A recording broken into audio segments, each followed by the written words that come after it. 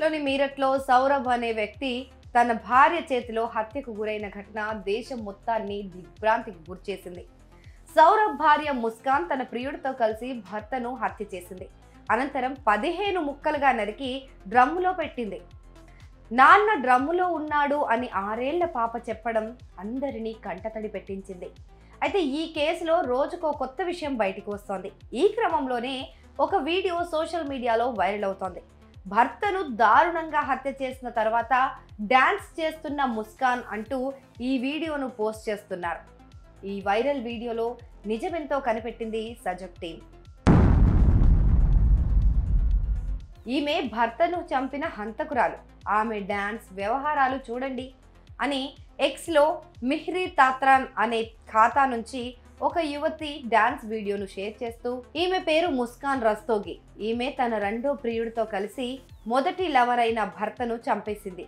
ఇప్పుడు జైలుకు వెళ్ళింది. ఈమె వ్యవహారాలు చూడండి. జీన్స్ ధరించి ఆమె పక్కన డాన్స్ చేస్తున్న అమ్మాయి ఇప్పుడు షాక్ అయి ఉండాలి అని రాశారు. ట్విట్టర్లో మరికొంతమంది కూడా ఈ వీడియోను షేర్ చేశారు. వైరల్ అవుతున్న ఈ వీడియోకు సంబంధించిన వాస్తవాలను తెలుసుకునేందుకు సజగ్ బృందం ప్రయత్నించింది.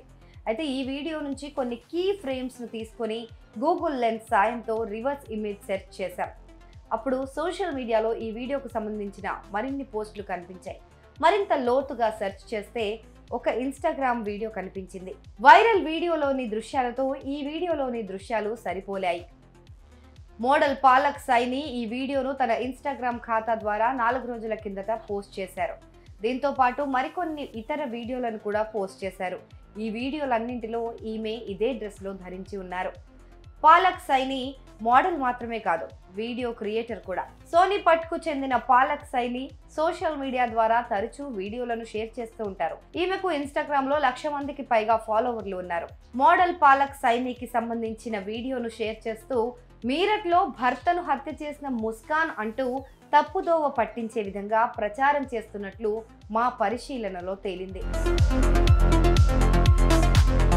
సోషల్ మీడియాలో వైరల్ అవుతున్న డాన్స్ వీడియోలో కనిపిస్తున్న యువతి మీరట్లో భర్తను హత్య చేసిన ముస్కాన్ కాదు, మోడల్స్ పాలక్ సైనికి చెందిన వీడియో క్లిప్. ఈ క్లిప్ ను తీసుకొని తప్పుదోవ పట్టించే విధంగా షేర్ చేస్తున్నారు కొంతమంది.